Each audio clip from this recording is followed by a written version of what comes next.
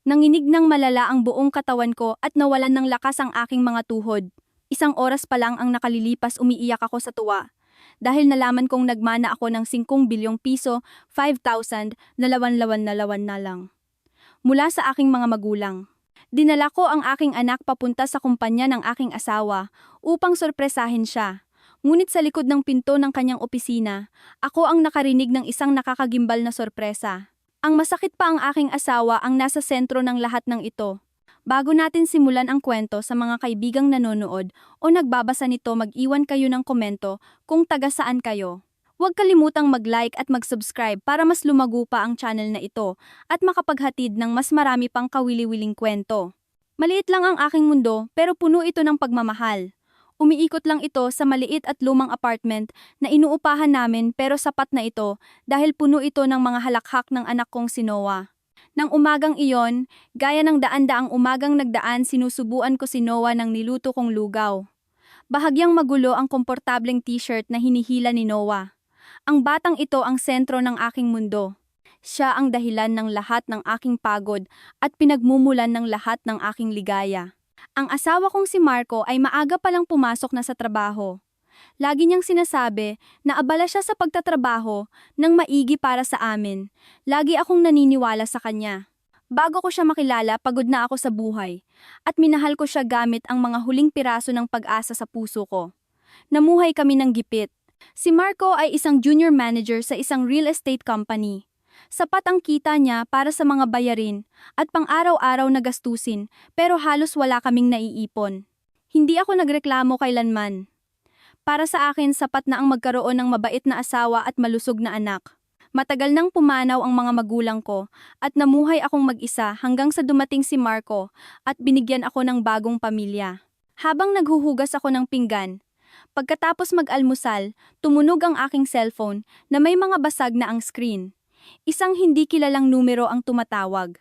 Bahagyang kumabog ang dibdib ko. Maliban kay Marco o sa mga nanay sa aming lingguhang prayer meeting, bihirang may tumawag sa akin. Pinunasan ko ang aking basang mga kamay sa aking apron at sinagot ang tawag. Hello, kayo po ba si Mrs. Elena Santos? Ang boses sa kabilang linya ay seryoso, profesional at hindi pamilyar. Opo, ako nga. Sino po sila? Magandang umaga, Mrs. Santos. Ako po si Attorney Cruz mula sa Cruz Law Firm. Ako ang tagapagpatupad ng huling habilin ng inyong yumaong ina. Tumigil sandali ang pagtibok ng puso ko nang marinig ko ang boses na iyon. Ina. Matagal na panahon na simula noong huli kong marinig na opisyal na binanggit ang pangalang iyon. Ang nanay ko po, nanginginig ang boses ko. May problema po ba sa kanya? Mrs. Santos, huminahon po kayo. Alam kong biglaan ito. May iniwan po ang inyong yumaong ina para sa inyo. Ngayong tapos na ang lahat ng komplikadong legal na proseso, maaari na itong iproseso at ibigay sa inyo. Naglagak po ang inyong ina ng isang long-term investment fund sa inyong pangalan. Tumigil sandali si Attorney Cruz, tila binibigyan ako ng oras para huminga. Pondo po, anong pondo? Ang alam ko po ay walang naiwan si nanay noong namatay siya. Bumalik ang alaala ko sa simpleng libing ilang taon na ang nakararaan. Ako lang at ilang kapitbahay ang nandoon. Ganoon nga po ang inakala ng lahat, misis. Pero napakatalino ng inyong ina. Ibinukod niya ang malaking bahagi ng kanyang ari-arian sa isang investment na protektado at kumpidensyal at maaari lang itong ma-access ng nag-iisang tagapagmana kayo pagkalipas ng itinakdang panahon. At ngayon, nag-mature na ang pondong iyon. Hindi ko pa rin maintindihan. Hindi ko po maintindihan, attorney. Ano pong ibig niyong sabihin? Narinig ko ang isang mapagtimping buntong hininga sa kabilang linya. Mrs. Santos, sa madaling salita, kayo ang legal na tagapagmana ng investment fund ng inyong yumaong ina. Matapos ibawas ang lahat ng buwis at administrative fees, ang netong halaga na idedeposito sa inyong account ay 5 bilyong piso PHP 5,000 number. Dumulas ang pinggang hawak ko at bumagsak sa sahig na tisa na basag ito ng pira-piraso. 5 bilyong piso. Hindi ako namali ng dinig. Humugong ang aking tainga at nawalan ng lakas ang aking mga binti. Napaupo ako sa malamig na sahig ng kusina sa gitna ng mga basag na pinggan. Attorney, hindi po ba kayo nagbibiro, bulong ko? Nagsimulang mamuo ang luha sa aking mga mata. Hindi po ito biro, Mrs. Santos. Seryoso po ito. Ilang buwan ko na po kayong hinahanap. Madalas kasing magbago ang inyong address. Mabuti na lang at nahanap ko rin ang inyong rehistradong numero, paliwanag ni Attorney Cruz. Kailangan nating magkita para mapirmahan ninyo ang mga dokumento para sa release ng pondo. Ayos lang po ba kayo, Mrs.? Ako.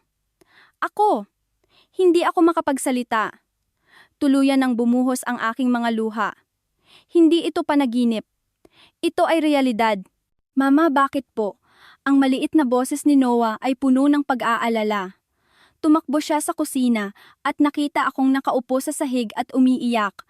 Agad kong pinunasan ang aking mga luha at sinubukang ngumiti. Ayos lang si Mama, anak. Si Mama ay sobrang saya lang. Matapos naming magtakda ng oras para magkita sa opisina ni Attorney Cruz at ibababa ang telepono, nanatili pa rin akong nakaupo sa sahig. Lutang ang isip ko, 5 bilyong piso. Paulit-ulit kong binabanggit ang numerong ito sa isip ko. Ito ay halagang hindi ko man lang pinangarap kahit sa pinakabaliw kong panaginip. Makakabili na kami ng bahay. Isang totoong bahay, hindi upahan. Bahay na may bakuran kung saan makakapaglaro si Noah. Mapapag-aral ko si Noah sa pinakamagandang eskwelahan. Matutulungan ko si Marco. Tama, si Marco ang asawa ko. Agad pumasok sa isip ko ang pagod na mukha ni Marco tuwing umuuwi galing trabaho. Ang mga reklamo niya tungkol sa boss niya, ang pangarap niyang magtayo ng sariling negosyo na laging nahaharang dahil sa kakulangan ng kapital. Ngayon lahat ng iyon ay magkakatotoo na. Matutupad na namin ang lahat ng aming pangarap. Hindi na kailangang magpakuba ni Marco para sa iba. Isang bagong sigla ang bumalot sa katawan ko. Kailangan kong sabihin sa kanya agad ito. Hindi na ako makapaghintay hanggang mamayang gabi pag uwi niya. Gusto kong makita ang mukha niya kapag narinig niya ang balita. Gusto kong ibahagi sa kanya ang kaligayahang ito ngayon din. Gamit ang mga kamay na nanginginig pa rin, nilinis ko ang mga basag na piraso ng pinggan. Pinaliguan ko si Noah at ibinihis sa kanya ang pinakamaganda niyang damit, isang maliit na asul na polo shirt. Nagmadali rin akong magbihis. Pinili ko ang pinakamaganda at desente kong blusa at palda na isinusuot ko lang sa mga importanteng okasyon at naglagay ng kaunting pabango. Tumingin ako sa salamin. Namumula ang aking mukha sa tuwa. Mama, saan po tayo pupunta? Tanong ni Noah habang nalilito sa pagmamadali ko. Lumuhod ako at hinawakan ang maliliit niyang balikat. Bibigyan natin si Papa ng isang napakalaking sorpresa, anak. Isang napakalaking regalo. Pagkatapos nito magbabago na ang buhay natin, sabi ko habang bahagyang paos ang boses dahil sa luha ng saya. Agad akong nag-book ng Grab. Habang naghihintay, kumabog ng malakas ang puso ko. Inisip ko ang magiging reaksyon ni Marco. Siguradong magugulat siya. Yayakapin niya ako. Baka maiyak pa siya sa tuwa. Plano namin ang aming kinabukasan. Isang maliwanag na kinabukasan. Kinabukasang hindi namin kailanman naisip noon. Nang dumating ang sasakyan, karga ko si Noah at sumakay kami na puno ng pag-asa ang puso. Sa loob ng sasakyan, hindi ko mapigilang ngumiti. Paulit-ulit kong hinalikan ang pisngi ni Noah. Mahal na mahal ni Mama si Noah. Mahal ni Mama si Papa. Tayo ang magiging pinakamasayang pamilya sa mundo. Ang biyahe papunta sa kumpanya ni Marco ay tila ang pinakamahabang paglalakbay sa buhay ko. Karaniwan ay 30 minuto lang ito, pero ngayon, bawat sandali ay nakaka-excite. Niyakap ko ng mahigpit si Noah na nakaupo sa kandungan ko. Ang langit sa labas ng bintana ay tila mas asul, at ang araw ay mas maliwanag. O baka naman guni-guni ko lang iyon ang pakiramdam ng isang babaeng nalaman kani-kanina lang, na nagbago na ng 180 degrees ang kanyang kapalaran. Inisip ko si Marco. Marahil ay nakaupo siya sa harap ng computer, nakakunot ang noo habang nakikipagbuno sa mahihirap na numero o kliyente. Maya-maya lang mawawala na ang lahat ng bigat sa balikat niya. Ako ang mag-aalis nito. Huminto ang sasakyan sa harap ng isang mataas na gusali sa Makati. Salamin ang dingding nito na sumasalamin sa langit. Ito ang mundo ni Marco. Isang mundong medyo banyaga sa akin. Bihira akong pumunta dito. Lagi kasing sinasabi ni Marco na hindi na kailangan na busy siya at ang opisina ay hindi lugar para sa bata. Pero iba ang araw na ito. Nagbayad ako sa driver at hinawakan ang kamay ni Noah. Pumasok kami sa malamig at marangyang lobby na may makintab na marmol na sahig. Tinitigan kami ng receptionist na nakauniporme ng maayos at may perpektong make-up. Ramdam ko ang tingin niya na sinusuri ang aking simpleng pananamit at ang gulat na mga mata ni Noah na lumilibot sa paligid. May halong paghamak sa kanyang mga mata. O baka naman masyado lang akong sensitibo. Good morning. Ano pong kailangan nila, tanong niya sa tonong pilit na nagpapakamagalang pero tunog walang gana. Good morning. Nandito po ako para makita si Mr. Marco Santos. Asawa ko po siya, sabi ko nang nakangiti. Tiningnan ng receptionist ang computer. Mr. Marco Santos, may appointment po ba kayo? Wala po. Asawa niya po ako. Isosorpresa ko lang sana siya, bulong ko sa parteng isosorpresa. Bahagyang tinaas ng receptionist ang kilay niya. Sige po, nasa 15th floor ang opisina ni Mr. Santos. Nandoon po ang elevator. Tila wala siyang pakialam. Nagpasalamat ako at hinila si Noah papunta sa elevator. Sa loob ng bakal na kahong iyon na umaakyat pataas, mas lalong bumilis ang tibok ng puso ko. Nagsisimula nang maging mailap si Noah. Papa, ang tagal naman, angal niya. Konting tiis na lang anak, makikita na natin si Papa pag-alo ko sa kanya. Bumukas ang pinto ng elevator sa 15th floor. Tahimik ang hallway at sinisip-sip ng makapal na carpet ang tunog ng aming mga yapak. Alam ko kung nasaan ang opisina ni Marco, sa dulo ng hallway. Nakapunta na ako rito minsan noong may family day ang kumpanya, 1 taon na ang nakararaan. Dahan-dahan akong naglakad habang pinatatahan si Noah na gustong tumakbo. Habang papalapit ako sa opisina ni Marco na gawa sa matibay na kahoy at may frosted glass panel, mas naging malinaw ang mga boses na lumalabas sa siwang ng pinto.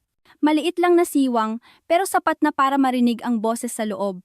Narinig ko ang boses ni Marco. Tumatawa siya, isang malalim at masayang tawa, pero may kakaiba. Ang tawang iyon ay hindi pamilyar at puno ng malamig na tagumpay. Tama po kayo, Chairman. Sabi ko naman sa inyo, maayos na tumatakbo ang plano, sabi ni Marco. Napahinto ako. Chairman, ang alam ko, patay na ang tatay ni Marco gaya ng sa akin. Baka tawag niya ito sa kanyang boss. Sinenyasan ko si Noah na tumahimik habang inilalapit ko ang tenga ko sa pinto. Isang ibang boses, mas malalim at matanda, ang sumagot. Mabuti. So tumawag na sa wakas ang abogado sa kanya. Eksakto po, bulalas ni Marco gamit pa rin ang nakakakilabot na masayang boses. Tumawag ang tangang abogado na yon kay Elena ngayong umaga. Gaya ng inaasahan niyo, Chairman, siguro papunta na siya sa bangko ngayon o kaya ay umiiyak sa tuwa sa bahay na parang tanga. Parang piniga ang puso ko. Elena. Tinawag niya ang pangalan ko. Tangang abogado. Ang tinutukoy niya ay si Attorney Cruz. 5 bilyong piso. Napakalaking halaga. Marco, napakahusay ng ginawa mo. Ang pakasalan siya at magpanggap na naghihirap kayo. Napakahusay na pag-arte, sabi ng matandang boses na may kasamang tawa. Tinakpan ko ang bibig ko gamit ang kamay. Biglang may umakyat na asim sa lalamunan ko. Nagsimulang manginig ang katawan ko. Siyempre naman, Don Antonio, banggit ni Marco sa pangalan. Lahat ng ito ay dahil sa gabay ninyo. Matagal ko nang binabantayan ang pondong yan, hinintay kong mag-mature. Walang kaalam-alam si Elena. Masyado siyang inosente at masyadong in love. Tumawa siyang muli. Iyon mismo ang tawang narinig ko noong nag-propose siya sa akin. Ang tawang narinig ko noong ipinanganak si Noah. Pero ngayon tunog demonyo ang tawang iyon. So ano na ang susunod na plano? Kapag napapirma mo na siya sa Special Power of Attorney, tanong ni Don Antonio. May sandaling katahimikan. At sumagot si Marco sa boses na mas mababa ng ilang oktaba, malamig at malupit. Isang boses na hindi ko pa naririnig sa buong buhay ko. Siyempre kukunin ko ang lahat. Ililipat ko ang buong pera sa mga offshore accounts. Pagkatapos noon ni Singkong Duling ay walang makukuha si Elena at ang bata. Bakit pabigat lang sila? Didiborsyohan ko siya at palalayasin sila sa bahay para maging palaboy ulit sa kalsada, sabi ni Marco nang walang emosyon. Ang anak mo, ang batang yon, sagot ni Marco. Anak ko siya sa dugo pero hindi ko siya ginusto kailanman. Kasangkapan lang ang batang yon para itali si Elena sa akin. Nanigas ang buong katawan ko. Mula ulo hanggang paa, nanginginig ako sa galit at sakit. Kung hindi ako nakasandal sa pader, malamang ay bumagsak na ako. Naramdaman ni Noah ang panginginig ko at tiningnan ako nang may pag-aalala. Mama, nilalamig ka po. Hindi ako makasagot. Hindi ako makahinga. Nagpatuloy ang mga boses sa loob ng kwarto pero hindi ko na sila naririnig. Ang naririnig ko na lang ay ang masakit na kabog ng puso ko sa aking tainga At ang boses ni Marco na paulit-ulit na nagsasabing palalayasin pabigat at palaboy sa kalsada. Ang mundong itinayo ko sa pagmamahal at tiwala ay gumuho sa isang iglap. Ang lalaking minahal ko ang ama ng anak ko, ang lalaking inakala kong makakasama ko habang buhay sa ligaya, ay isang halimaw. Alam niya ang tungkol sa mana. Planado niya ito. Ang kasal namin ay parte ng plano. Isa lang akong piyesa sa laro niya. Napakasakit ng kirot sa dibdib ko. Mas masakit pa kaysa noong nawala ang mga magulang ko. Ito ang sakit ng pagtataksil. Ang sakit na lokohin ng nag-iisang taong pinagkatiwalaan ko sa mundo. Hindi ko alam kung gaano katagal ako nakatayo doon naninigas, pero alam kong hindi ako pwedeng himatayin, hindi ako pwedeng maging mahina. Hindi dito, hindi ngayon. Piniga ko ang natitira kong lakas. Dahan-dahan akong umatras. Isang hakbang, dalawang hakbang. Hindi ako pwedeng gumawa ng ingay. Nalilitong tumingin sa akin si Noah, pero mabuti na lang naramdaman siguro niya ang takot na bumabalot sa ina, kaya nanahimik siya. Tumalikod ako binuhat si Noah nang mahigpit at nagmadaling maglakad papunta sa elevator. Hindi ako tumakbo. Naglakad ako dala ang natitirang dignidad, pero ang loob ko ay basag na basag. Habang dumadaan sa lobby, sigurado akong nakita ng receptionist ang namumutla kong mukha, pero wala na akong pakialam. Lumabas ako ng gusali at bumalik sa mainit na kalsada ng Makati, pero pakiramdam ko ay nagyeyelo ako. Sobrang lamig. Nagbook ako ng isa pang Grab para umuwi. Sa buong biyahe pa uwi, hindi ako umiyak. Nakatulala lang ako sa kalsada. Nakatulog si Noah sa kandungan ko, walang kamalay-malay na sumabog na ang maliit naming mundo. Sorpresa. Oh, gusto kong bigyan ng sorpresa si Marco, pero ako ang nakatanggap nito. Nang huminto ang sasakyan sa harap ng aming inuupahang apartment, hindi pa rin ako umiyak. May ibang pumalit sa sakit.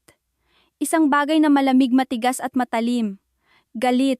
At sa likod ng galit na iyon, may nabubuong desisyon. Bibigyan ko siya ng totoong sorpresa. Magpapanggap akong walang narinig. Gagampanan ko ang aking papel. Kung nag-akto siya ng papel niya sa mga nagdaang taon, pues magpaplano rin ako para sa kanya. Maghihiganti ako. Gagawin ko ang isang bagay na pagsisisihan niya habang buhay. Kinuha niya ang mundo ko, kaya kukunin ko rin ang mundo niya. Tahimik kong isinara ang pinto ng apartment. Ang tunog ng click ng seradura ay parang kulog sa tainga ko. Tulog pa rin si Noah sa balikat ko. Dinala ko siya sa masikip naming kwarto at inihiga sa manipis na kutson. Kinumutan ko siya at hinalikan sa noo. Sandali akong nanigas doon, pinagmamasdan ang inosenteng mukha ng anak ko. Siya na lang ang natitirang buo sa mundo ko. Siya ang dahilan kung bakit hindi ako bumagsak kanina sa lobby. Wala siyang kasalanan. Walang alam si Noah. At ang lalaking narinig ko kanina, ang lalaking kayang tawaging kasangkapan at pabigat ang sariling anak, ay hindi karapat-dapat maging ama niya. Lumabas ako ng kwarto at isinara ang pinto ng tahimik. Ang bahay na ito na dating kastilyo ko ay parang kulungan na ngayon. Bawat sulok ay nagpapaalala ng kasinungalingan. Ang wedding picture namin sa dingding. Tinitigan ko ang mukha ni Marco doon. Nakangiti siya ng tila tapat habang yakap ako ng mahigpit. Naaalala ko pa noong araw na iyon, pakiramdam ko ako na ang pinakaswerteng babae sa mundo. Yun pala, ako ang pinakatanga. Pumunta ako sa banyo. Tiningnan ko ang sarili ko sa luma at may kalawang na salamin. Maputla ang mukha ko, maga ang mata pero tuyo na. Wala nang luhang natitira. Ang nakita ko sa mga mata ko ay isang bagong bagay. Isang bagay na malamig. Ang babaeng nakatingin pabalik sa akin ay hindi na ang Elena Santos na kilala ko. Ang babaeng ito ay winasak. At sa ibabaw ng mga guho, may ibang itinatayo. Galit ang pundasyon nito. Naghilamos ako. Ang malamig na tubig ay tila gumising sa diwa ko. Inayos ko ang magulo kong buhok. Kailangan kong magmukhang normal. Hindi pwedeng magmukha akong wasak. Mula sa sandaling ito, isa na akong aktres. Ang pinakamagaling na aktres sa mundo. Dahil kapag nabigo ako, kami ng anak ko ang pupulutin sa kalsada, gaya ng plano ni Marco. Tumingin ako sa orasan. Ilang oras pa bago umuwi si Marco. Kailangan kong maghanda ng hapunan. Hindi dapat magbago ang routine. Pumunta ako sa kusina, ang parehong kusina, kung saan ko natanggap ang tawag ng abogado. Parang 1,000 taon na ang nakalipas. Kumuha ako ng gulay at baboy sa ref. Nagsimula akong maghiwa ng sibuyas. Gumalaw ang kamay ko na parang makina. Hiniwa ng kutsilyo ang sibuyas ng may talim at katumpakan. Inisip ko ang mukha ni Marco. Bawat hiwa ay kapirasong galit ko. Bawat tadtad ay aking sumpa. Akala niya tanga ako. Akala niya mahina ako. Akala niya isa lang akong inosenteng may bahay na walang alam kundi magluto at mag-alaga ng bata. Maling-mali siya. Minaliit niya ang lakas ng isang inang tinakot ang anak. Niluto ko ang paborito niya, spicy pork binagoongan. Ang amoy ng niluluto ay pumuno sa kwarto. Amoy na dati nagpaparamdam sa akin ng home. Ngayon nasusuka ako sa amoy na yon, pero nagpatuloy ako sa pagluluto. Ihahain ko sa kanya ngayong gabi ang pinakamabagsik kong lason, ang aking ngiti. Lumipas ang oras sa nakakasakal na katahimikan. Tulog pa rin si Noah. Nakaupo ako sa mesa naghihintay. Hinihintay ang pagbabalik ng berdugo ko, ang lalaking minahal ko at kinasusuklaman ko ng sabay. 8:00 ng gabi. Narinig ko ang tunog ng motorsiklo niya. Kumabog ang puso ko na parang sasabog sa dibdib. Huminga ako ng malalim. Kalma, Elena. Kalma. Para kay Noah. Bumukas ang pinto. Nandito na ako. Ang boses na iyon. Ang boses na narinig ko sa likod ng pinto kanina. Ang boses na puno ng tagumpay. Ang boses na nagplano ng pagkasira ko. Pilit akong ngumiti. Welcome home, mahal. Bakit ginabi ka? Lumapit ako sa kanya gaya ng dati at kinuha ang briefcase niya. Hinalikan niya ako sa noo. Halik na kasing lamig ng yelo. Sorry, mahal. Nagkaroon ng biglaang meeting kay chairman. Pagod na pagod ako, reklamo niya. Chairman, Don Antonio, kawawang asawa ko. Nagpanggap akong naaawa. Sige, nakahanda na ang hapunan. Mahal, maligo ka muna para presko. Wow, ang asawa ko talaga ang pinakamaalaga, gulo niya sa buhok ko at naglakad papuntang banyo. Habang naliligo siya, naghain ako sa mesa. Bahagyang nanginginig ang kamay ko nang ilapag ko ang plato sa pwesto niya. Kailangan kong kontrolin ito. Lumabas si Marco, presko na at nakapagbihis. Umupo siya sa mesa. Wow, spicy pork binagoongan. Paano mo nalamang ito ang gusto kong kainin? Ngumiti siya. Peke ang ngiti niya. Kasing peke ng sa akin. Nagsimula kaming kumain. Ang katahimikan ay binabasag lang ng tunog ng kutsara at tinidor. Hindi ko malunok ang pagkain. Parang may bara sa lalamunan ko. Pero pinilit ko. Mahal, may problema ba? Ang tahimik mo, tanong niya habang nakatingin sa akin. Ito na ang oras. Inangat ko ang mukha ko. Tinitigan ko siya sa mata. Ang mga matang dati nagpaparamdam sa akin ng seguridad. Nagsimula ako. Ang aking pag-arte. Mahal. Nanginginig ang boses ko. Hinayaan kong mamuo ang mga luhang kanina ko pa pinipigil. Agad naging alerto si Marco. Bakit, Elena? May sakit ka ba? Umiling ako. At ngumiti. Ang pinakamasayang ngiti na kaya kong pekein. Hindi ko alam kung saan magsisimula, mahal. Kasi napakalaking balita nito. Anong balita, tanong niya sa tonong nagkukunwaring kuryoso. Napakagaling na aktor. Tumigil ako sa paghinga na parang hindi makapagsalita sa sobrang tuwa. Tumawag ang abogado kaninang umaga. Abogado ng namatay kong nanay. Ibinaba ni Marco ang kutsara. Lumapit siya ng bahagya. Kuminang ang mga mata niya. Ang kislap ng kasakiman na hindi niya maitago ng lubusan. Abogado, anong meron? Hinayaan kong pumatak ang isang luha. Mahal, nalaman ko na may iniwan palang mana si nanay sa akin. Ngayon lang daw pwedeng ibigay. Mana. Nagpanggap na gulat si Marco. Magkano? 10 milyon. 20 milyon. Tinitigan ko siya ng diretso. 5 bilyong piso. Dumaan ang katahimikan. Nanigas si Marco. Halos perpekto ang gulat na reaksyon niya. Nanlaki ang mata at bahagyang bumuka ang bibig. Talagang talentado siyang aktor. Ano, bulong niya? Lee. Magkano? Hindi ka nagbibiro, Elena. Hindi ako nagbibiro, mahal. 5 bilyong piso. Tinakpan ko ang mukha ko ng kamay at nagpanggap na humahagulgol sa tuwa. Magbabago na ang buhay natin, mahal. Ang buhay natin. Ilang sandali pa biglang tumayo si Marco. Tumakbo siya sa akin, itinayo ako at niyakap ng mahigpit. Sobrang higpit na halos hindi ako makahinga. Diyos ko, mahal, ito. Ito ay napakaganda, sigaw niya. Pinaikot-ikot niya ako. Hindi ako makapaniwala. Mayaman na tayo, Elena. Mayaman na tayo. Tinanggap ko ang yakap niya. Sumandal ako sa malapad niyang dibdib. Rinig ko ang mabilis na tibok ng puso niya. Hindi dahil sa pag-ibig, kundi dahil sa adrenaline ng kasakiman. Pumikit ako at pinigil ang matinding pandidiri. Ang yakap na ito ay parang yakap ng isang ahas malamig at nakamamatay. Swerte natin to, mahal. Swerte ni Noah, sabi niya habang hinahalikan ang tuktok ng ulo ko. Swerte natin. Oo, matagal na niyang pinaplano ang swerteng ito. Kumala siya sa yakap at hinawakan ang magkabilang balikat ko. May luha sa mga mata niya. Kaya niya ring gumawa ng peking luha. Makakabili na tayo ng bahay, mahal. Marangyang bahay. Hindi na natin kailangang tumira sa masikip na apartment na to. At si Noah, mapapag-aral natin siya sa pinakamagandang school sa abroad. Tumango lang ako habang kunwaring humihikbi pa rin sa saya. Pinaupo niya ulit ako. Tumabi siya sa akin at hinawakan ng mahigpit ang kamay ko. Pero ang ganyang kalaking pera kailangang ingatan, Elena. Maraming masasamang tao sa mundo. Hindi ka pa naman maalam sa investment o batas. Ayan na, inihagis na ang pain. Wala talaga akong alam, mahal. Natatakot ako, sabi ko sa maliit na boses nagpapanggap na mahinang babae. Huwag kang matakot, hinaplos niya ang likod ng palad ko. Nandito ako. Tutulungan kitang asikasuhin ang lahat. Ako ang bahala. Relax ka lang dyan. Tiwala ka naman sa akin, di ba, mahal? Tinitigan ko ang mga mata niya. Mata ng sinungaling. Mata ng traidor. Oo naman, mahal. Sagot ko na may pinakamatamis ng ngiti. Buong-buo ang tiwala ko sa'yo. Ikaw ang asawa ko, sino pa ba ang pagkakatiwalaan ko sa mundo kundi ikaw? Ngumiti siya ng may kasiyahan at tagumpay. Akala niya nanalo na siya.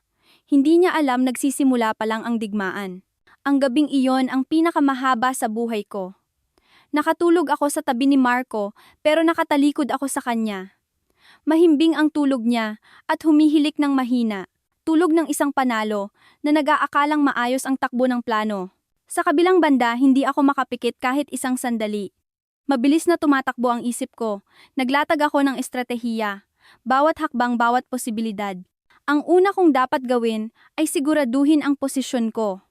Hindi ko kayang labanan ng mag-isa ang dalawang tusong lalaki gaya ni Marco at Don Antonio. Kailangan ko ng kakampi at alam ko kung sino ang tatawagan.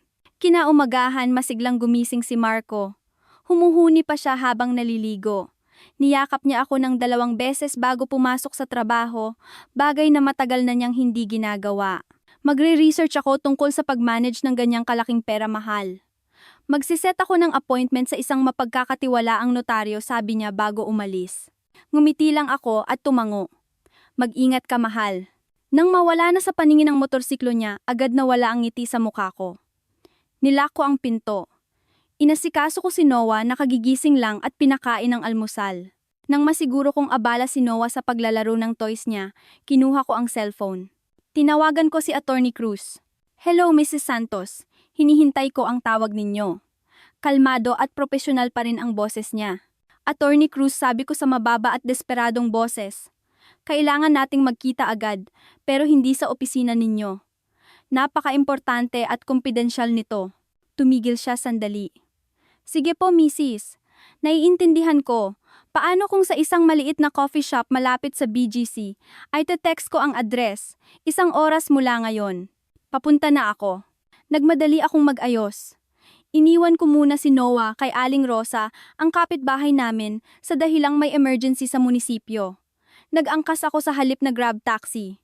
Kailangan kong kumilos ng mabilis at hindi napapansin. Dumating ako sa isang maliit na coffee shop na maraming tao. Perpektong lugar.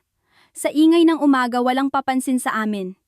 Nakaupo na si Attorney Cruz sa sulok, may isang tasa ng black coffee sa harap niya. Isa siyang middle-aged na lalaki na mukhang matalino at nakamakapal na salamin. Umupo ako sa harap niya. Kabado.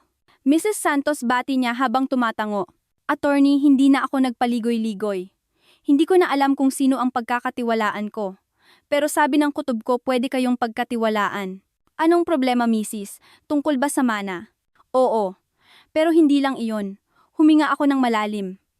Attorney, may sasabihin ako sa inyo. Isang bagay na kakilakilabot na narinig ko kahapon. At ikinuwento ko ang lahat. Ang pagpunta ko sa opisina ni Marco, ang boses sa likod ng pinto, ang pangalang Don Antonio Chairman Choi. Ang plano nilang kunin ang lahat ng pera at iwan kami ni Noah. Habang nagkukuwento ako nagbago ang mukha ni Attorney Cruz mula sa pagiging kalmado patungo sa gulat at sa huli ay naging seryoso at madilim. Nanigas ang panga niya. Nang matapos ako matagal siyang nanahimik, tinitigan niya ang tasa ng kape. Don Antonio, bulong niya. Dapat alam ko na. Kilala niyo siya, tanong ko. Tumingala si Attorney Cruz. Matalim ang tingin niya sa akin. Hindi lang basta kilala. Mrs. Santos, alam ko kung sino siya. Siya ang pinakamalaking karibal sa negosyo ng yumaong ina ninyo. Siya ang indirektang sumira sa kumpanya ng nanay ninyo ilang dekada na ang nakalilipas. Hindi napatunayan ng nanay ninyo pero alam niyang naglaro ng marumi si Don Antonio. Nanginig ako sa lamig, kaya pala hindi lang ito tungkol sa pera. Ito ay matagal ng planadong paghihiganti. Hindi lang piyesa si Marco. Sundalo siya na ipinadala ni Don Antonio. Mrs. Santos, pwede kong pansamantalang i-freeze ang release ng pondo para sa security reasons pero magdududa si Marco. Ang isa pang option ay kumuha tayo ng maliit na bahagi ng pondo, ngayon din nang hindi alam ni Marco. Para saan po? Panggira niyo, Mrs., sabi ni Attorney Cruz. Hindi niyo sila pwedeng labanan ng walang sandata. Kailangan niyo ng resources. Kailangan nating malaman kung ano ang ginagawa nila, saan nila tinatago ang pera, at ano ang susunod nilang plano. SP, bulong ko. Private investigator, pagtutama ni Attorney Cruz. May kilala akong mapagkakatiwalaan. Siya ang pinakamagaling sa linyang ito. Kaya niyang sundan si Marco at Don Antonio, hanapin ang mga bank accounts nila, assets, at kahit ebidensya ng iba pa nilang krimen. Agad pumasok sa isip ko ang usapan sa opisina ni Marco. Ang tawa nila. Bumalik ang pandidiri ko. Gawin niyo, attorney, matatag kong sabi. Hindi na nanginginig ang boses ko. Magkano ang kailangan? Hindi siya mura pero sulit siya. Kukuha muna tayo ng 20 milyong piso. Ilalagay natin sa bagong account na nakapangalan sa inyo na kayo, at ako lang ang nakakaalam. 20 milyong piso. Dati hindi ko ma-imagine ang ganitong halaga. Ngayon panimula pa lang ito. Payag ako, sabi ko. At attorney, hindi ko lang gusto malaman ang plano nila. Gusto ko ng ebidensya. Ebidensya para saan? Para sa diborsyo. Tinitigan ko si Attorney Cruz. Ebidensya para wasakin sila. Gaya ng pagplano nilang wasakin ako. Matagal akong tinitigan ni Attorney Cruz. Tila may nakita siyang bago sa mukha ko. Sa huli, dahan-dahan siyang tumango. Mrs. Santos, bubuo tayo ng malaking plano. Bibigyan natin sila ng sorpresang hinding-hindi nila makakalimutan. Umalis ako sa coffee shop na iyon na may dalang ibang emosyon. Nawala ang takot at napalitan ng malinaw na layunin. Hindi na ako ang mahinang si Elena. Isa na akong mandirigma. Ilang araw ang lumipas, ipinaalam ni Attorney Cruz na aktibo na ang secret account ko bilang operating fund. Inayos din niya ang pakikipagkita kay Ramon Reyes, ang private investigator. Nakipagkita ako kay Ramon sa lobby ng isang lumang hotel sa Manila. Simple lang siyang lalaki na hindi kapansin-pansin, pero matalim ang mga mata niya. Mrs. Santos, tanong niya. Tumango ako. Wala tayong maraming oras, sabi ko. Ito ang litrato. Ibinigay ko sa kanya ang picture ni Marco at ang lumang news article tungkol kay Don Antonio na galing kay Attorney Cruz. Gusto kong malaman ang lahat. Saan siya pumupunta, sino ang kausap, saan tinatago ang pera. Lalo na si Don Antonio. Gusto kong malaman ang bawat galaw nila. Tumango si Ramon. Masusunod. Magpapadala ako ng report araw-araw. Mabuti. Huwag kang papahuli. Umuwi ako bago dumating si Marco. Nagluto ulit ako. Ngumiti ulit ako. Ginampanan ko ulit ang role ng tanga at inosenteng asawa. Habang tumatagal, mas nagiging sweet si Marco. Madalas siyang magdala ng bulaklak at chocolates. Akala niya nakahuli siya ng isda. Hindi niya alam pating ang kinakalaban niya. Isang linggo ang lumipas, at noong nagsisimula, nang magtanong si Marco nang may pagkainip kung kailan ko pipirmahan ang Special Power of Attorney SPA, dumating ang unang report ni Ramon sa secret email ko. Maikli lang ito, may isang litrato at ilang pangungusap. Ang litrato ay nagpapakita kina Marco at Don Antonio na nagkakamay sa harap ng isang bagong luxury construction project. Pareho silang nakangiti ng malapad. Sa ilalim ng litrato, may note si Ramon. Target Marco Santos, kakapromote lang bilang project director. Ang proyektong ito ay pinondohan ni Antonio ko. May kahina-hinalang daloy ng pera, mula sa project account papunta sa mga personal offshore accounts ni na Marco at Antonio. Malakas na senyales ng money laundering. Tinitigan ko ang litrato. Money laundering. So hindi lang sila basta manloloko. Mga kriminal sila. Ang laro ay mas malaki at mas marumi kaysa sa inakala ko. At nahanap ko na ang una kong sandata. Ang mga sumunod na linggo ay ang pinakanakakapagod na laro ng chess. Si Marco ay naging perfect husband. Umuuwi siya ng maaga, may dalang paborito kong cake o bagong laruan para kay Noah. Sa gabi minamasahe niya ang paa ko at bumubulong tungkol sa maliwanag naming kinabukasan. Nagkukwento siya tungkol sa mamahaling kotse at malaking bahay na may swimming pool na bibilhin daw niya para sa amin. Nagpipinta siya ng langit pero alam kong dinadala niya ako sa impyerno. Bawat haplos niya ay malamig at bawat matatamis na salita ay parang sutsot ng ahas sa tainga ko. Ngumingiti ako, tumatango at nagkukunwaring nadadala. Pero sa loob-loob ko, binibilang ko ang bawat kasinungalingan niya. Sa kabilang banda nagsisimula na siyang mawalan ng pasensya. Nagtatanong siya habang nagpapanggap na kalmado. So, mahal, kailan daw tayo makikipagkita kay Attorney Cruz? Tapusin na natin to agad. Lagi akong may sagot. Pasensya na, mahal. Sabi ni attorney, ang dami daw papeles. Inaayos pa ang estate tax, ang gulo daw. O kaya naman nasa business trip siya. Mahal, sabi naman niya, safe ang assets, kaya maghintay lang tayo. Tuwing dinedelay ko, nakikita ko ang mabilis na kislap ng inis sa mga mata niya bago niya ito takpan ng pekeng ngiti. Ah, oo. Sige, maghintay tayo. Pero mas maaga mas maganda, mahal. Para makaalis na tayo sa masikip na bahay na to. Akala niya tanga ako. Akala niya hindi ko nakikita ang pag-arte niya. Samantala tahimik kaming kumikilos ni na Attorney Cruz at Ramon. Patuloy na pumapasok ang mga report ni Ramon. Litrato ni Marco na nakikipagkita kay Don Antonio sa hotel lobby. Transcript ng mga natap na tawag tungkol sa proyekto at bagong pondo. Ginagamit nila ang construction project bilang front at malinaw na may pinaplanong malaki. Kinumpirma ng report ni Ramon ang hinala ko. Ang proyekto ay kulang sa pondo dahil sa mismanagement at kurakot nila. Desperado na sila sa bagong pera. Kailangan nila ang mana ko. Ngayon naiintindihan ko na. Ang promotion ni Marco bilang project director ay hindi regalo. Paraan ito ni Don Antonio para ilagay si Marco sa posisyon kung saan pwede niyang padaluyin ang madumi nilang pera at ngayon pati ang mana ko. Lalong tumindi ang pressure. Alam kong hindi ko pwedeng patagalin ng habang buhay. Nagsisimula ng kabahan si Marco. Ayoko sa abogado mo, Elena. Bakit ang bagal? Sinasadya ba niyang pahirapan tayo? Sumbat niya isang gabi. Oras na. Alam kong kailangan ko siyang bigyan ng buto. Pain. Noong gabing iyon, pagkatulog ni Noah, tumabi ako kay Marco sa maliit naming sala. Nagsuot ako ng pinaka-nag-aalalang mukha. Mahal, simula ako sa nanginginig na boses. Agad naging alerto si Marco. Pinatay niya ang TV. Bakit, mahal? Si Attorney Cruz kasi. Yumuko ako at nilaro ang laylayan ng damit ko. Nahihiya ako sa'yo, mahal. Nagpapakahirap ka sa trabaho at may malaking plano ka para sa atin, pero naiipit ko ang pera dahil sa mabagal na abogadong yon. Lumambot agad ang mukha ni Marco. Akala niya nag-guilty ako. Uy, okay lang yon, mahal. Naiintindihan ko. Ayoko, mahal, putol ko. Asawa mo ako. Dapat suportahan kita. Sinabi ko kay Attorney Cruz na kailangan ko na ng maliit na bahagi ng pera ngayon din, bilang operating expenses natin. Kuminang ang mata ni Marco. O talaga, may makukuha ka na. Tumango ako. Sabi ni attorney, pwede daw as emergency fund. Hindi siya malaki pero tumingin ako sa kanya na parang ibinibigay ko ang mundo. Makakakuha ako ng 40 milyong piso.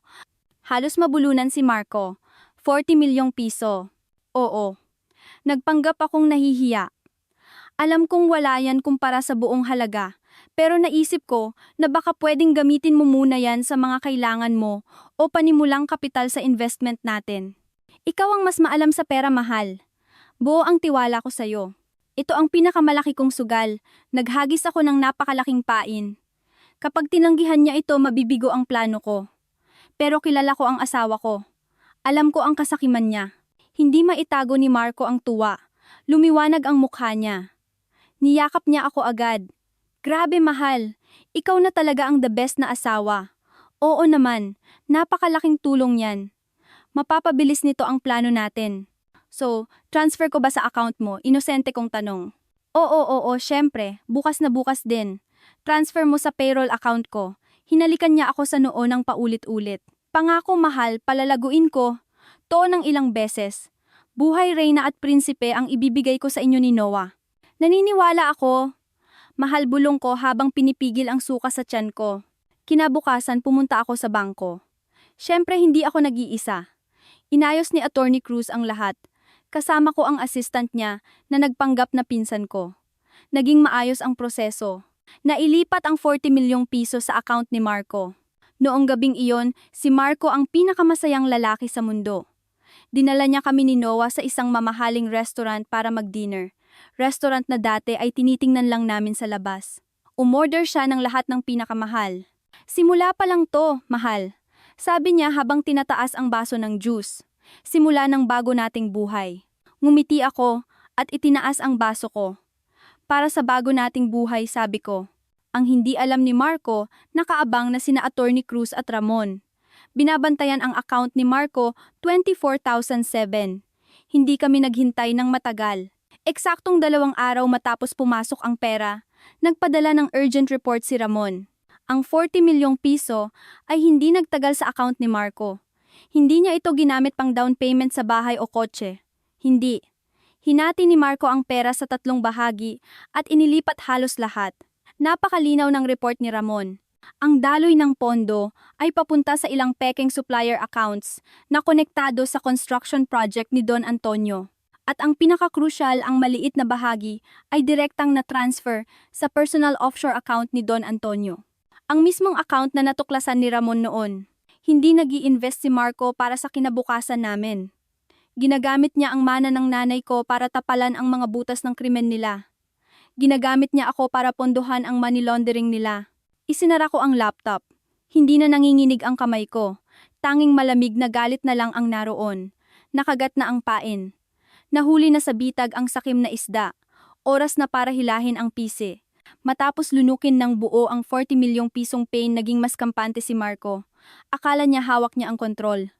Akala niya nasa palad niya, na ako isang tangang asawa na madaling magbigay ng pera. Hindi na siya masyadong nagtatanong tungkol sa natitirang mana. Busy siya. Alam kong busy siya. Ipinakita sa report ni Ramon na dumami ang aktibidad niya. Madalas na silang magkita ni Don Antonio sa project site, hindi na sa mga tagong lugar. Kampante na sila. Binigyan ko sila ng 1 linggo. 1 linggo para maramdaman nilang ligtas sila, para lumubog ang madumi nilang pera at bumaba ang depensa nila. Sa loob ng linggong iyon, naging perpektong asawa ako. Naglutong, ngumiti at pinagsilbihan si Marco na parang hari. Samantala sa likod ng tabing kumikilos ang team ko. Inihanda ni Attorney Cruz ang legal documents. Nangalap ng mas maraming ebidensya si Ramon. At ako. Inihanda ko ang sarili ko para sa huling laban. Sa ika-7 araw umuwi si Marco na may malaking balita. Mahal, good news, sigaw niya, bago pa man makapag-alis ng sapatos. Aliwalas ang mukha niya. Gusto kang makilala ni chairman ko. Kumabog ang dibdib ko. Makikilala ako. Bakit, tanong ko na kunwaring gulat. Narinig niya ang tungkol sa investment plan natin. At hanga siya sa generosity mo. Gusto niyang mag-offer ng golden opportunity sa atin. Pagkakataon na palaguin ng ilang beses ang natitirang mana mo sa maikling panahon. Nagpanggap akong namangha. Talaga, mahal, gaya ng sabi ko, panimula pa lang ang 40 milyon. Hinawakan ni Marco ang balikat ko. Bukas ang kitaan. Sa opisina niya. Elena, bukas ang big day natin. Pagkatapos ng bukas, opisyal na tayong mayaman. Pero ano ang dadalhin ko? Ano ang sasabihin ko? Tanong ko gumaganap bilang kinakabahaang probinsyana. Wala kang kailangang dalhin, sarili mo lang. At siguro yung dokumento ng mana para ipakita. Ako na ang bahala sa salita. Uupo ka lang ng tahimik sa tabi ko, okay? Tumango ako ng masunurin. Sige, mahal. Noong gabing iyon, halos hindi ako natulog. Kinontak ko sina Attorney Cruz at Ramon. Bukas, 10:00 AM. Opisina ni Don Antonio. Ito na ang oras. Kinabukasan, nag-makeup ako. Nagsuot ako ng dark blue na suit na nagbibigay sa akin ng seryoso pero eleganteng anyo. Cream blazer sa ibabaw ng puting blusa. Tiningnan ko ang sarili ko sa salamin. Kalmado ang babaeng nakatingin sa akin. Matalim ang mga mata. Wala nang takot. Ang ganda mo naman, Mama Puri ni Noah. Ngumiti ako at hinalikan siya. Ipagdasal mo si Mama, anak. Naghihintay si Marco. Nakabagong biling mamahaling suit, mukhang maayos. Mukha siyang matagumpay na executive. Hindi niya alam naglalakad siya papunta sa sarili niyang hukay. Dumating kami sa building ni Don Antonio. Iba ito sa building kung nasaan ang opisina ni Marco. Mas marangya. Nasa puso ng business district. Sumakay kami sa private elevator, diretso sa pinakamataas na palapag. Napakalaki ng opisina. Ang floor-to-ceiling windows ay nagpapakita ng tanawin ng Manila. Nakaupo si Don Antonio sa likod ng malaking wooden desk, mukhang hari sa kanyang trono. Mas matanda siya kay Marco, may matatalim at malamig na mata. Ah, Marco! At ito pala si Mrs. Elena Santos, bati niya. Mabigat ang boses niya. Hindi siya tumayo. Maupo kayo. Umupo ako sa malambot na leather sofa. Tumabi sa akin si Marco kabado pero puno ng pag-asa. So Mrs. Santos, diretsahang sabi ni Don Antonio. Nabalitaan ko ang swerte ninyo kamakailan. At ang asawa ninyong si Marco ay matalinong tao. Mahusay niyang nai-invest ang maliit na bahagi nito sa amin. Ngumiti siya ng mapanlinlang. Ang 40 milyong piso na yon ay lumago na ng malaki ngayong linggo. Isipin niyo kung ano ang magagawa natin sa natitirang 4.96 bilyong piso. Siniko ako ng bahagya ni Marco. Tiningnan ko si Don Antonio. Anong opportunity po ang ino-offer ninyo, Chairman? Simple lang, sabi niya. Ipagkatiwala mo sa amin ang natitirang pondo. Ilalagay namin ito sa napaka-profitable na real estate project namin. Ginagarantiya ko na dodoble ang pera mo sa loob ng 6 na buwan. Siyempre, kailangan mong pirmahan ang full power of attorney kay Marco para ma-manage niya ito para sa iyo. Sa puntong iyon, isang lalaking mukhang notaryo na nakatayo sa sulok ang lumapit. Ibinaba niya ang makapal na tumpok ng dokumento sa coffee table sa harap namin. Sa ibabaw malinaw na nakasulat Special Power of Attorney. Mrs. Pipirma na lang po kayo dito, sabi ng notaryo, habang inaabot ang ballpen. Tumingin sa akin si Marco nang nakangiti. Nag-aapoy ang mga mata niya. Pirma na mahal. Ito na ang pangarap natin. Hinawakan ko ang ballpen. Matatag ang kamay ko. Tumingin ako kay Marco, kay Don Antonio at sa peking notaryo nila. Pagkatapos ibinaba ko ang ballpen sa mesa. Pasensya na, tahimik kong sabi. Nanigas ang ngiti ni Marco. Bakit, mahal, may problema ba? Hindi ko ito mapipirmahan, sabi ko. Kumunot ang noo ni Don Antonio. Anong ibig mong sabihin? Huminga ako ng malalim. Hindi ko mapipirmahan ang power of attorney na ito. Dahil sa tingin ko, may mas importanteng dokumento kayong dapat pirmahan. Mukhang nalilito si Marco. Anong dokumento pa yan, Elena? Huwag kang magbiro. Ah, hindi ako nagbibiro, Mr. Santos. Nagbago ang boses ko. Hindi na mahina o takot. Malamig at walang emosyon na lang. Eksaktong bumukas ang pinto ng opisina ni Don Antonio. Pumasok si Attorney Cruz. Hindi siya nag-iisa. Sa likod niya ay si Ramon at 2 lalaking nakasuit na may dalang briefcase. Sino kayo? Tumawag kayo ng security. Sigaw ni Don Antonio habang tumatayo. Mga bisita ko sila, sabi ko. Tumayo rin ako. Mr. Marco Santos, Don Antonio ko. Ito si Attorney Cruz, abogado ko. Ito si Ramon Reyes, private investigator ko. At ang 2 ito, tinuro ko ang mga lalaking nakasuit pat ay mga independent auditors. Namuti ang mukha ni Marco. Tinitigan niya ako na parang nakakita ng multo. Elena, anong ibig sabihin nito? Ang ibig sabihin nito, mahal. Kinuha ko sa bag ko ang isang file na akala ni Marco ay dokumento ng mana. Ibinato ko ito sa mesa sa ibabaw ng kanilang power of attorney. Alam ko ang lahat. Alam ko ang plano niyo simula pa lang. Alam kong mortal na kaaway ni nanay si Don Antonio. Alam kong pinakasalan mo lang ako, Marco, para sa perang ito. Ikaw. Nauutal si Marco. At alam ko, pagpapatuloy ko ang boses ko ay umaalingaw-ngaw sa biglang tumahimik na kwarto. Na ang 40 milyong pisong tinransfer ko last week ay hindi ininvest. Ginamit niyo yon para pagtakpan ang money laundering sa construction project niyo. At naging sobrang tanga kayo na i-transfer yon diretso sa personal offshore account ni Don Antonio sa Cayman Islands. Nanlaki ang mata ni Don Antonio sa takot. Ang mga auditor na ito, turo ko, ay may hawak na kumpletong ebidensya ng fund trail. At si Ramon, hawak niya ang recordings ng lahat ng usapan niyo sa nakalipas na buwan. Kasama na ang tawag mo sa opisina kung saan sinabi mong palalayasin mo kami ni Noah sa kalsada. Napaupo ulit si Marco sa sofa. Hindi siya makapagsalita, parang naubos ang dugo sa mukha niya. Kaya sabi ko habang nakatitig sa mata ni Marco, hindi ko pipirmahan ang power of attorney na yan. Pero mukhang kayong dalawa ang pipirma sa warrant of arrest maya-maya. Humakbang si Attorney Cruz. Don Antonio Mr. Santos. May sapat kaming ebidensya para kasuhan kayo ng fraud conspiracy at money laundering. Ang choice niyo harapin ang lahat ng kaso o makipagtulungan ngayon din.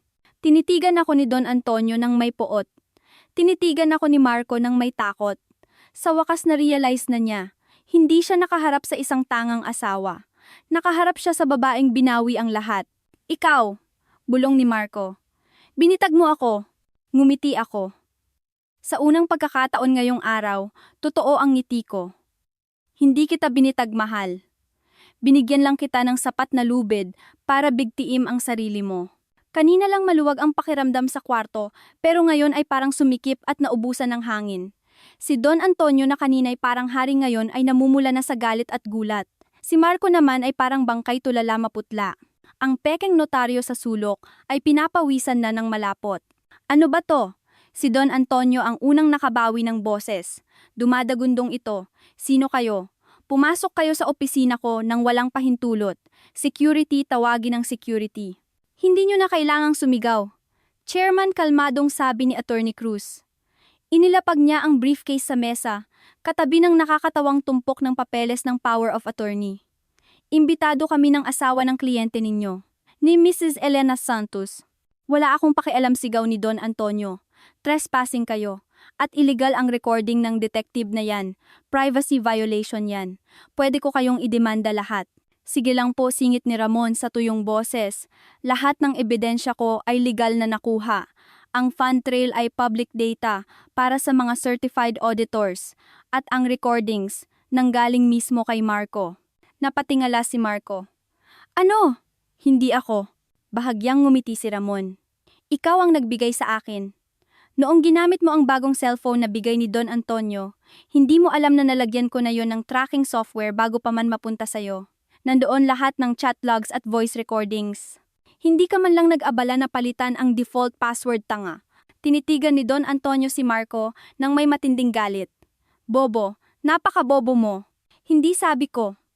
Tumingin silang dalawa sa akin. Hindi siya bobo. Sakim lang siya at masyadong bilib sa sarili. Gaya niyo, Chairman. Marco, tumayo na si Marco. Gumewang-gewang siya palapit sa akin. Ang mukha niya ay nagmamakaawa. Ito na naman panibagong role ang biktima. Elena, mahal, mali ang iniisip mo. Paos ang boses niya. Ako. Maipapaliwanag ko ang lahat. Iba to sa iniisip mo. Si Chairman, pinilit niya ako, binitag niya ako, mahal. Sinubukan niyang hawakan ang kamay ko, pero umatras ako. Sa halip kinapitan niya ang laylayan ng damit ko at humigpit ang hawak. Elena, mahal, parang awa mo na wag ganito, humagulgol siya. Ang luha at sipon ay naghahalo sa mukha niya. Ang gwapong mukha na dati kong sinasamba ay mukhang kadiri na ngayon. Please, Elena. Nagkamali ako. Inaamin ko na silaw ako sa pera. Patawarin mo ako. Tinitigan ko siya mula sa taas. Malamig. Please, mahal. Isipin mo si Noah. Ang anak natin. Gusto mo ba siyang lumaking walang ama? Matitiis mo ba na nasa kulungan ang tatay niya? Gagamitin niya si Noah. Ang huling alas niya. Lumuhod ako ng bahagya para magpantay ang mukha namin, pero sapat lang para marinig niya ang ibubulong ko. Ang lakas ng loob mong banggitin ang pangalan ni Noah ngayon, bulong ko. Napurondot siya sa tono ko. Noong pinaplano mong palayasin kami sa kalsada, inisip mo ba si Noah? Hindi yon ang ibig kong sabihin. Noong tinawag mo siyang pabigat, inisip mo ba siyang anak mo? Hindi, Elena. Si Chairman ang naglagay ng lason sa utak ko. Mahal ko si Noah. Mahal kita. Tumayo ako ng tuwid. Ang hawak niya sa damit ko ay parang mantsa. Bitawan mo ako, sabi ko ng walang emosyon. Andy! Hindi. Hanggat hindi mo ako pinapatawad. Please, Elena. Bigyan mo ako ng isa pang pagkakataon. Magbabago ako. Magiging mabuting asawa ako. Pwede tayong magsimula ulit. Nasa atin ang 5 bilyon. Pwede tayong lumayo. Tayong tatlo lang. Please, mahal. Umiiyak siya na parang bata. Isang matandang lalaki na nakaluhod at nagmamakaawa sa babaeng trinaydor niya ng todo. Tumingin ako sa mga pulis sa likod. At tumingin ako kay Marco. Alam mo kung anong pinagkaiba nating dalawa, Marco?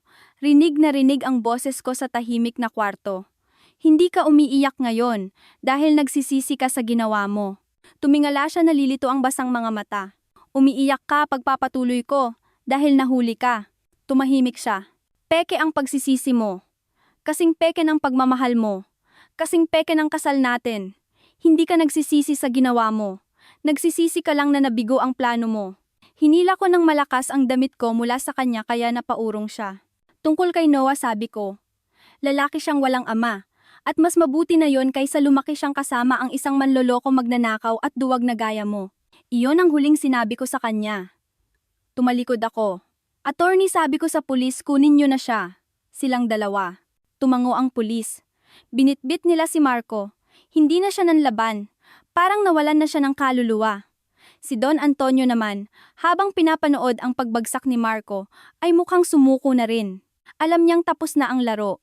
Inilabas sila ng mga pulis. Niligpit ni na Attorney Cruz Ramon at ng audit team ang mga gamit at ibinigay ang paunang ebidensya sa investigador. Nauna akong lumabas ng kwarto. Hindi ako lumingon. Ayoko nang makita ang mukha ni Marco o ni Don Antonio. Naglakad ako sa tahimik na hallway papunta sa elevator. Sumunod si Attorney Cruz. Mrs. Santos, malumanay niyang sabi. Ayos lang po ba kayo? Pumasok ako sa elevator. Ayos lang ako, attorney. Bumukas ang pinto ng elevator sa main lobby. Isang magulong eksena ang sumalubong sa amin. Hinihila sina Marco at Don Antonio patawid sa lobby na puno ng tao. Lahat ng empleyado, lahat ng bisita nakatingin. Biglang huminto si Don Antonio at hinarap si Marco. Kasalanan mo. To lahat, sigaw niya. Bobo at inutil. Kung inasikaso mo lang ng maayos ang tanga mong asawa, hindi tayo aabot sa ganito. Sumabog na ang naghihingalong si Marco. Kasalanan ko. Ikaw ang nagbitag sa akin. Sabi mo madali lang, to ikaw ang sakim. Dalawang lalaking dating makapangyarihan, nagmumurahan at nagsisisihan sa gitna ng lobby. Kahiya-hiyang tanawin. Pinanood ko lang sila habang naglalakad ako palabas. Walang pumansin sa akin. Lahat ay nakatingin sa iskandalo. Lumabas ako sa malaking glass door ng building. Humakbang ako palabas sa anino nila. Sinalubong ako ng mainit at maalikabok na hangin ng Manila. Pero para sa akin ito ang pinakasariwang hangin na nalanghap ko. Tumigil ako sandali sa bangketa. Tumingala ako sa langit. Kinuha ko ang cellphone ko. Hindi ako tumawag kay attorney o kay Ramon. Tinawagan ko ang kapitbahay ko. Hello, Aling Rosa. Opo, si Elena to. Tapos na ang trabaho ko. Papauwi na po ako. Maraming salamat po sa pagbabantay kay Noah. Ibinaba ko ang telepono, nag-book ng taxi at naghintay sa gilid ng kalsada. Uuwi na ako. Babalik ako sa anak ko sa bago naming buhay. Tapos na ang gyera at ako ang nanalo. Ang mga sumunod na araw ay parang tahimik na bagyo. Pumutok ang balita sa lahat ng business news. Tycoon scandal, multi-billion investment scam, junior manager. Niloko ang asawa. Ang mukha ni Marco at Don Antonio ay nasa lahat ng diaryo at TV, pero hindi bilang successful executives, kundi bilang mga suspect na nakaposas. Kami ni Noah ay ligtas sa spotlight. Mabilis kaming inilipat ni Attorney Cruz sa isang secure na service apartment, malayo sa mga reporter, malayo sa luma naming inuupahan, na parang balat ng ahas na iniwan ko na. Nagsimula ang legal battle. Una kong ginawa ay mag-file ng annulment. Ayoko nang madikit ang pangalan ko kay Marco, kahit isang segundo pa. Gaya ng inaasahan, sinubukan pang lumaban ni Marco kahit nasa kulungan. Kumuha siya ng murang abogado at nagtangkang humingi ng hati sa mana ko bilang conjugal property. Sa family court, tahimik lang akong nakaupo habang nagsasalita ang abogado niya na kesyo mabuting asawa daw si Marco. Tumayo si Attorney Cruz at nagplay ng isang ebidensya lang. Ang audio recording kung saan sinabi ni Marco sa opisina na palalayasin niya kami at pabigat lang kami. Nanigas ang mukha ng judge. Walang nasabi ang abogado ni Marco. Granted agad ang annulment. Nasa akin ang full custody kay Noah. Nag-issue din ng permanent protection order ang korte. Bawal na kaming lapitan ni Marco habang buhay. Tinanggal ang pangalan niya bilang ama sa mga dokumento ni Noah. Sa batas wala na siyang karapatan sa amin. Ang kasong kriminal ay mas malala. Sinubukang ipasa ni Don Antonio ang lahat ng sisi kay Marco. Si Marco naman nagpa-victim card. Pero hindi nagsisinungaling ang ebidensya. Ang 40 milyong piso na dumaan sa account ni Marco papunta kay Don Antonio ay sapat na patunay ng sabuatan. Hinatulan si Don Antonio ng 20 taong pagkakakulong. Si Marco naman, dahil sa estafa money laundering at pakikipagsabuatan, ay hinatulan ng 15 taong pagkakakulong. 15 taon. 20 years old na si Noah paglabas niya. Lumipas ang mga buwan. Natuto akong humawak ng pera sa tulong ni Attorney Cruz.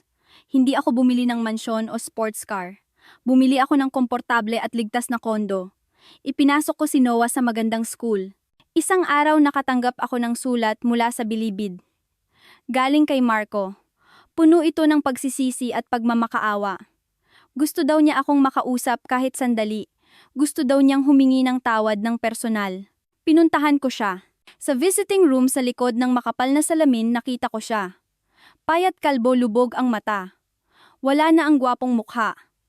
Nang makita niya ako, umiyak siya agad. Elena. Elena, dumating ka. Kinuha ko ang intercom. Hindi ako pumunta dito para pakinggan ang pagsisisi mo, Marco, sabi ko. Please, Elena, kahit ano gagawin ko. Patawarin mo lang ako.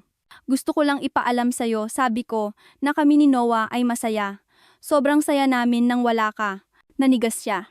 Gusto kong malaman mo na sa susunod na 15 taon, habang nakaupo ka sa selda mo, iisipin mo ang 5 bilyong piso na hinding-hindi mo mahahawakan. Iisipin mo ang buhay na hindi mo mararanasan. At iisipin mo ang anak na hinding-hindi ka natatawaging papa. Elena, huwag kang malupit, sigaw niya. Ngumiti ako ng mapait. Ikaw ang nagturo sa akin kung paano maging malupit. Pero, huwag kang mag-alala, hindi ako maghihiganti sa paraang alam mo. Ang pinakamagandang higanti ay ang buhay ko. Ang masaya at matagumpay na buhay na itinayo ko sa ibabaw ng mga kasinungalingan mo. Tumayo ako at ibinaba ang intercom. Tumalikod ako at naglakad palabas habang kinakalampag niya ang salamin at sumisigaw. Iyon na ang huli. Sarado na ang kabanatang iyon. 2 taon ang lumipas. Maaraw sa Makati. Nakatayo ako sa isang maliit na entablado. Hindi na ako nakasuot ng pambahay. Naka-business attire ako, maayos ang buhok, mukhang CEO. Sa harap ko ay mga bisita at reporters. Sa likod ko ay isang 4-story building. Tahanan ng Pag-asa Foundation. Hawak ko ang mic. Magandang umaga, bati ko. Welcome sa opening ng tahanan ng Pag-asa. Tumingin ako sa audience. Nasa unahan si Noah, 7 years old, nakatabi si Aling Rosa, na ngayon ay empleyado ko na. Kumaway si Noah.